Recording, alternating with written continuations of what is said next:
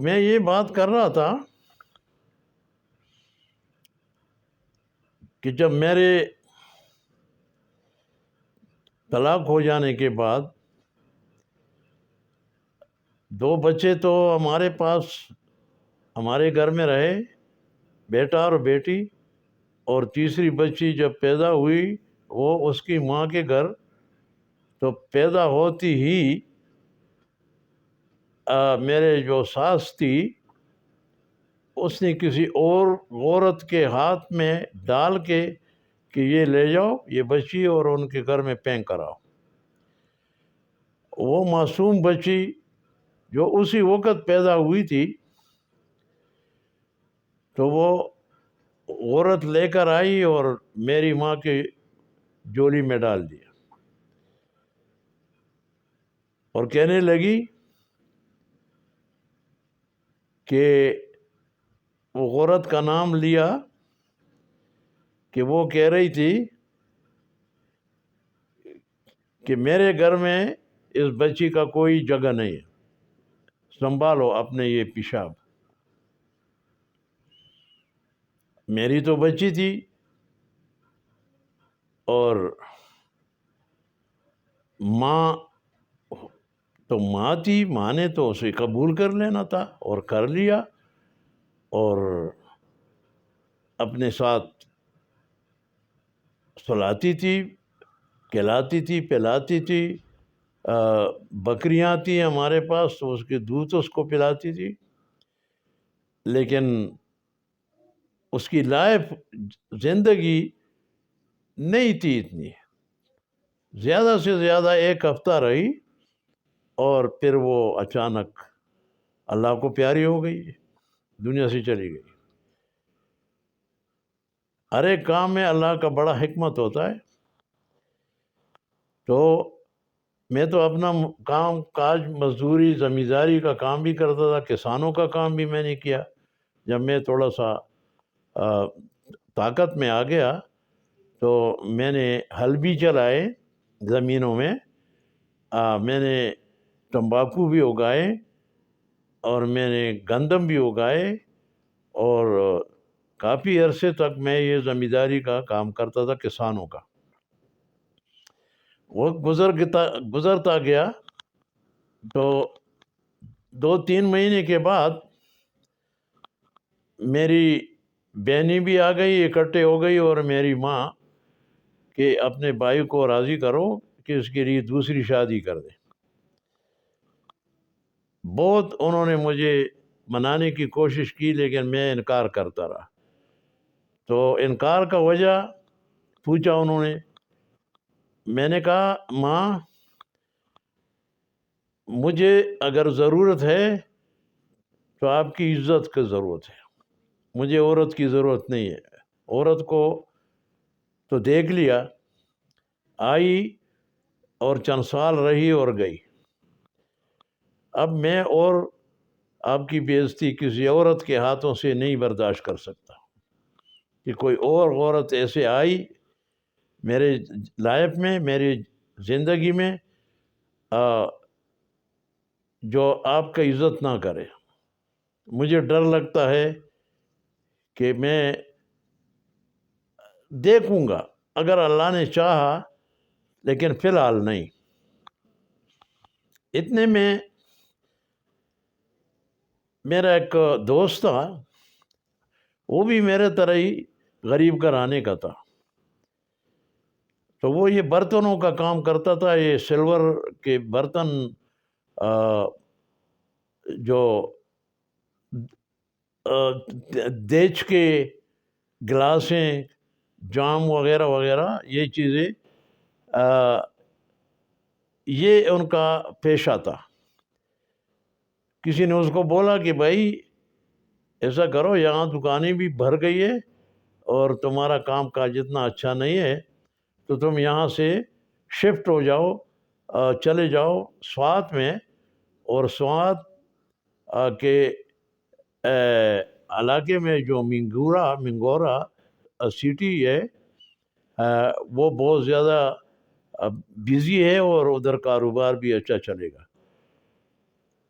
تو وہ میرے دوست نے یہی فیصلہ کیا کہ ٹھیک ہے میں پہلے جا کے وہاں جگہ دیکھ لوں، اور اگر دکان مل گئی تو پھر میں وہاں جا کے یہ کام شروع کروں۔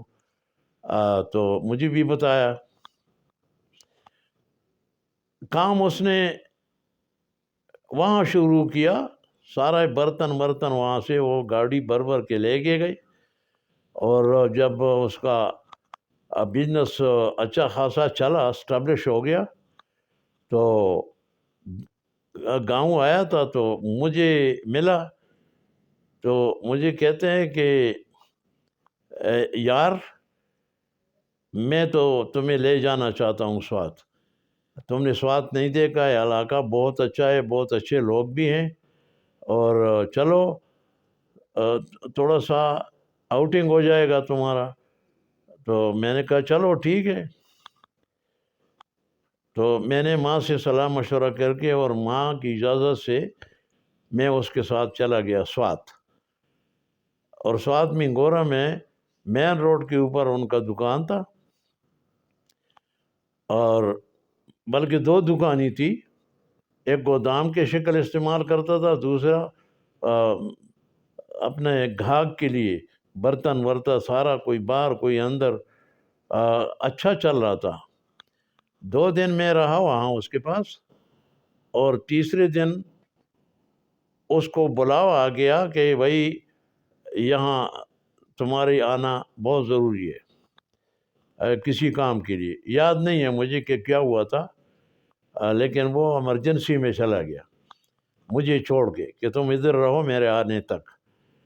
ابھی ادھر ان کے چچیرے بھائی بھی تھے، میرا خیال ہے 3-4، اور وہ سارا دن یہی کام کرتے تھے کہ ٹوکرے بھر کے اور گلی کوچوں میں یہ برتن بیچنے جاتے تھے۔ تو ایک نے مجھے بولا کہ بھائی جی چلو آپ کو بھی دکھا دے کہ منگورا شہر کیسا ہے۔ میں نے انکار کیا، میں نے کہا نہیں بھائی تم لوگ جاؤ برتن بیچو، اور تم لوگوں کے سر پہ ٹھوکرے پڑی ہوئے ہیں تو میں کیا لے کر جاؤں گا، میں کیسے جاؤں؟ کہ نہیں کوئی بات نہیں ہے، تم ہمارے ساتھ رہو گے تو کم از کم یہ علاقہ، یہ جہاں ہم کسی محلے میں جاتے ہیں تو وہاں تمہارا فارم بدل جائے گا تھوڑا۔ میں نے ہاں کر دیا اور میں چل پڑا ان کے پاس، جانے کے لیے تیار ہو گیا۔ تو ایک اسٹریٹ، ایک گلی میں وہ گھس گئے تو وہ گلی کو میں دیکھ رہا تھا، تو آخری اینڈ پہ ایک بہت بڑا گیٹ لگا ہوا تھا۔ تو مجھے کہنے لگا کہ بھائی جی آپ یہاں کھڑے رہنا، اور میں یہ جو بڑا گیٹ نظر آ رہا ہے اس گیٹ کے اندر ایک پورا فیملی رہتی ہے، 7-8 گھریں ہیں اس کے اندر۔ تو میں نے کچھ برتن پہلے سے بھی دیے ادھار، اور ابھی بھی جا کے دیکھوں کہ اگر وہ نئے برتن خریدنا چاہتے ہیں تو ٹھیک ہے، نہیں تو میں اپنا قرضہ وصول کر کے آ جاتا ہوں۔ میں نے کہا ٹھیک ہے۔ وہ چلا گیا اس گھر میں، اور میں ادھر ہی اس اسٹریٹ میں ٹھیل رہا تھا، کبھی ادھر کبھی ادھر، کبھی ادھر کبھی ادھر۔ تو اور اس کو بار بار میں دیکھتا رہا کہ یہ کب اٹھے گا، کب آئے گا واپس۔ کوئی 10-15 منٹ کے بعد اس نے مجھے آواز دی کہ بھائی جی آپ یہاں آئیے۔ میں نے اشارے سے کہا کہ نہیں بھائی میرا کیا کام ہے ادھر، میں کیوں؟ دکان تو نہیں ہے، یہ تو گھر ہے، اور عورتیں ادھیڑ عمر کی عورتیں بھی تھی، بڈھیاں بھی تھی، اور ان کے ٹوکرے کے چاروں طرف بیٹھی ہوئی تھی 8-10 بڈھیاں، ادھیڑ عمر کی عورتیں۔ تو وہ ایک عورت نے اس کو بولا کہ بھائی یہ جو سامنے لڑکا کھڑا ہے یہ کیا تمہارے ساتھ ہے، تمہارا کوئی لگتا ہے؟ تو اس نے بولا کہ ہاں یہ میرے بڑے بھائی کا دوست ہے، اور یہاں سوات منگورا دیکھنے آیا ہے۔ تو وہ ایک عورت نے بولا کہ چلو یہ تو مہمان ہے، اب بلاؤ اس کو، تو ہم اس کا تھوڑا خاطر خواہ کر دیں۔ تو اس نے مجھے فورس کر کے بلایا، واپس میں چلا گیا۔ جا کے تو دیکھا، مجھے شرم بھی آتی تھی کہ یہ عورتیں ہیں اور مرد اس میں کوئی ہے نہیں، اور اگر کوئی مرد آ جائے تو وہ برا نہ مانے کہ بھائی یہ تو چلو مال بیچنے والا ہے، تم کیا کرتے ہو۔ تو یہ خطرہ بھی تھا، ڈر بھی تھا دل میں۔ ایک بڈھی نے کہا کہ اے جوان، تم تو بڑے شرمیلی قسم کے آدمی ہو، کیا وجہ ہے؟ میں نے کہا بہن جی، میں پہلی بار آیا ہوں اس وقت، اور جیسا آپ لوگ ادھیڑ عمر کی عورتیں اکٹھی ہوئی ہیں تو ہمارے طرف تو یہ کبھی میں نے دیکھا نہیں ہے، تو اسی لیے مجھے شرم آتی ہے کہ میں عورتوں کے محفل میں کبھی گھسا نہیں ہوں۔ تو وہ کہنے لگی کہ نہیں بیٹا، آپ تو ہمارے بیٹے جیسے ہیں، تو مہمان بھی ہو، تو ہم تو تمہارا کچھ مہمان نوازی کریں۔ میں نے کہا نہیں ماں جی، بہت بہت شکریہ، آپ نے یہ پیار بھری باتیں جو کی، اس سے میرا دل بڑا خوش ہو گیا۔ تو وہ ایک عورت کہنے لگی کہ نہیں، میں تو ایسا نہیں چھوڑوں گی، آپ کو میں ضرور کوئی چائے وغیرہ تو پلاؤں گی۔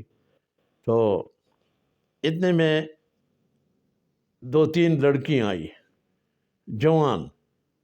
جوان مطلب ہے کہ 12 سال سے اوپر 12، 13، 14، 15۔ تو 2-3 لڑکیاں آئیں،